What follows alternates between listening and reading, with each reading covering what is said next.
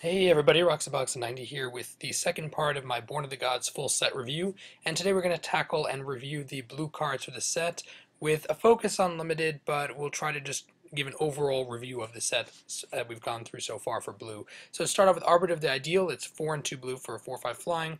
He's really good in limited. Crazy good, in fact, although of course there's that negative that you don't really know what you're going to be putting on top, but it's a pretty widespread. I think this will probably hit almost every time, and of course it's a 4/5 flyer, it's a decent bomb for limited. It's going to fight against Etherling for a 6 spot in constructed play, which means it probably won't see a lot of it. Maybe a dedicated deck would have a chance, but that's its main thing. And in EDH, this card could be a lot of fun because in EDH it's easy to set up your top draw because most decks have some sort of card manipulation, and this card could be very powerful for that. So interesting, very nice card. Archetype Imagination is also an EDH fun card. In limited, it will be a huge risk because it has really no protections in any way, and it's a 2 toughness, but this could make or break the game for limited, so that's really an up-to-you kind of choice. And in constructed, it's not going to see much play. Tremocritus is awesome for EDH Commander. I love this card. He will probably be seeing some sort of build. I like it. He's legendary because people will have fun with him as a commander. He could potentially be Voltron. He's a lot of fun just to build around, and for limited, of course, he will be insane. But outside of that, I don't really see him making a dent in standard. Aerie Worshippers is probably the best of its cycle for limited, and will definitely see limited play. If you guys see this card, it's easy to splash. You should definitely consider it for draft. Mind Reaver is awful in all senses of the word, and if you see one, you probably want to pass it forever, so hopefully you don't pull many of these ever. Thassa's Rebuff is ridiculous. Unless you're running blue heavily in draft, though, I probably wouldn't risk it. In constructed, of course, this card is brokenly unfair in mono blue devotion, and you guys will be trying to get your foils if you can at your pre-release because this card is going to be insane as a foil. Faded Infatuation is also a big card for mono blue devotion in standard. I don't know how big it's going to be because it's 3 blue, so it's very hard to fit into draft, and it probably won't see much play there. But for constructed, this card will be very big. And outside of that, EDH, for the colors, I mean, we're going to talk about EDH in my top 10 countdown, and we'll talk more about it there. I'm just going to say that I don't think it's quite awesome because it's very narrow as a card goes. But the main thing you want to know for limited, it's going to be very hard to splash, so I wouldn't rush to it if you can help it. It's probably going to be a later draft pick.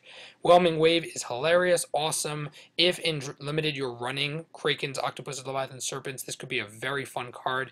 I think that it will definitely work as a Wrath for constructed. The question will be outside of mono blue what it really wants to fit into.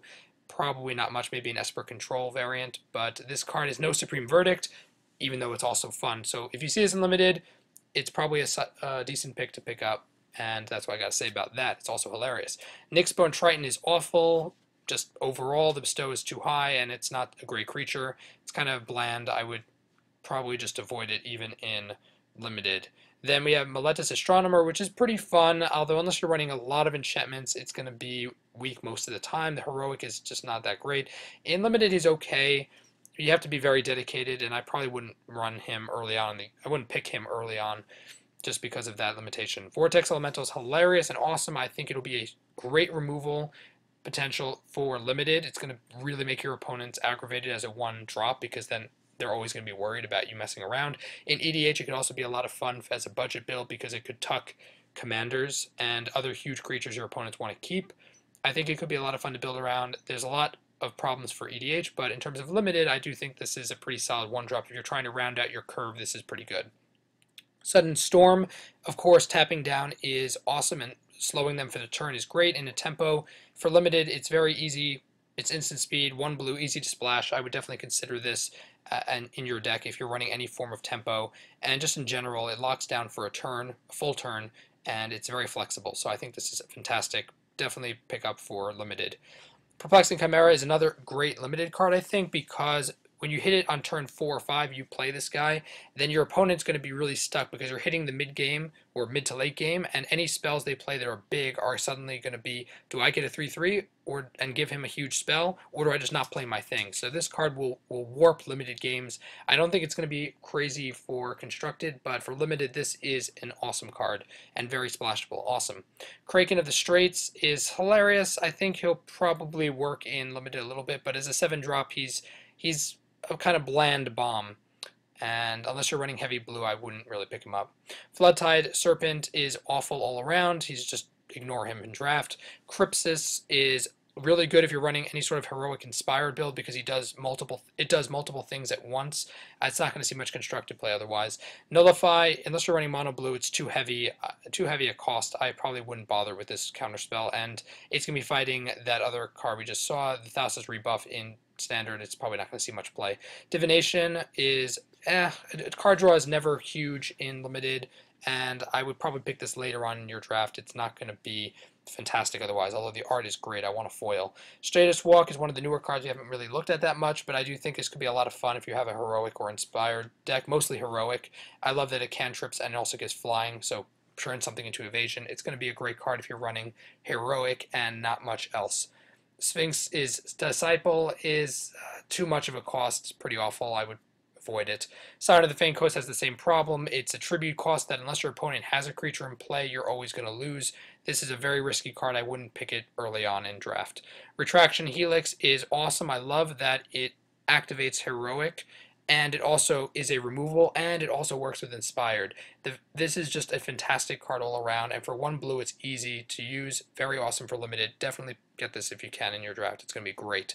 And then Oracle's Insight is the worst. Just a terrible overall version of a card. Even the card draw late game is just not that great in limited. I would definitely push off picking this one. Filtercept Adolin is pretty awesome on its own because it's evasion. If you're running some sort of bestow deck, this card is fantastic, even if you won't run it for the bestow. I like it overall. I can't say that it's going to see much play outside of limited. Evanescent Intellect, I don't like Mill, even though Mill can be okay. It's just not it's not a great card. Just ignore it.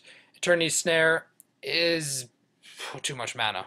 Deepwater Hypnotist is cool, but as an inspired card, it's a round out curve card, and that's about it. And Chorus of Tides, 4 for a 3/2 flying with nothing else. I mean, it's really pushing it. I wouldn't use this card unless you're rounding out your curve, and not an early pick for sure.